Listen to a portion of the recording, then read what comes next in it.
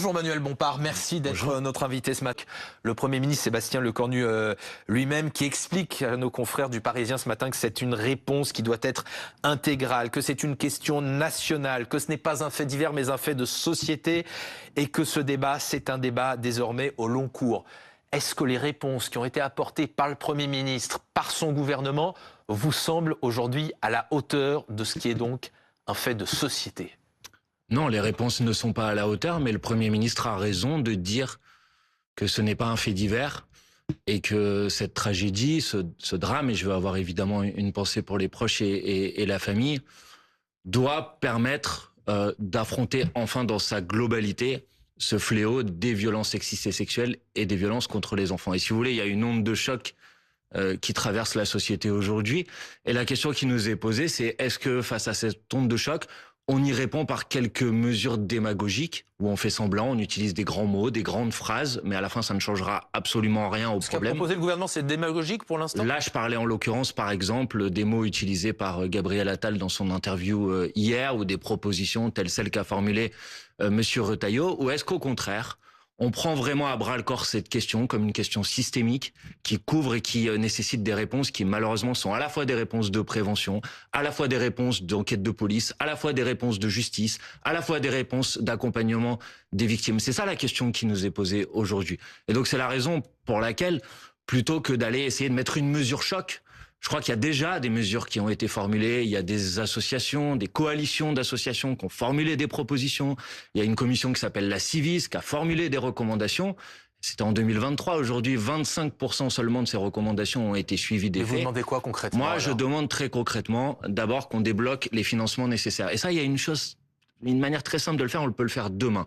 C'est que le gouvernement convoque l'Assemblée nationale pour décider d'un budget rectificatif et qu'à l'intérieur de ce budget rectificatif, on attribue les 3 milliards d'euros demandés par toutes les associations pour lutter contre les violences sexistes et sexuelles et pour lutter contre les violences sexuelles contre les enfants. Première chose. Mais Emmanuel Macron, juste me permet de préciser, Emmanuel Macron comme Gérald Darmanin ont dit que selon eux, ce n'était pas une question de manque de moyens aujourd'hui.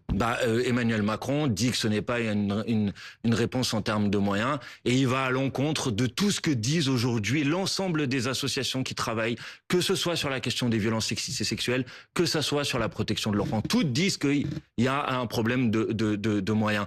L'avocat, y compris, je veux pas parler en son nom, de la famille de Liana, dit on a besoin de moyens et d'efficacité plutôt que des mesures qui soient des par exemple, mesures dans cette affaire qui est avancée par l'entourage du ministre de la Justice, c'est dire par exemple qu'il y avait 4 postes de magistrats à Auch, les 4 postes étaient occupés. C'est plutôt une priorisation des dossiers qui n'a pas eu lieu parce qu'ils se sont rendus compte que je crois un tiers du contentieux qui était traité, c'était du contentieux routier, là où des priorités différentes avaient été données par le garde des Sceaux. Bon, d'abord, le ministre, Monsieur Darmanin, quand il dit qu'il a demandé la priorisation de la lutte contre les violences sexuelles contre les enfants, pardonnez-moi, mais ce n'est pas vrai. C'est ce qu'il a fait dans une circulaire qu'il a diffusée en janvier 2025. Vous avez lu cette circulaire ou pas ?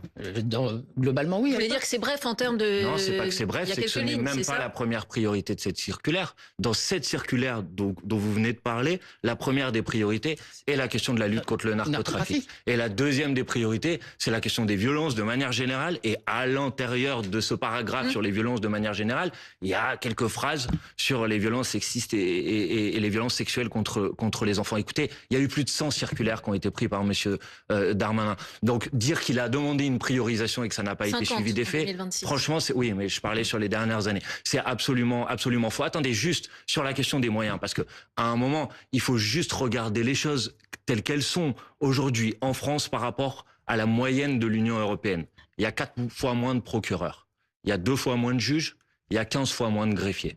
Donc vous pouvez me dire que c'est pas une question de moyens, il y a une réalité chiffrée, c'est celle-là, c'est celle que je suis en train de vous donner, et ces chiffres, vous pouvez les vérifier, ils sont incontestables. Donc évidemment qu'il y a un problème de moyens. Donc vous, au pouvoir, vous mettriez le paquet sur les moyens ? Mais évidemment. Mais en fait, ce serait bien qu'on n'ait pas besoin d'attendre l'année prochaine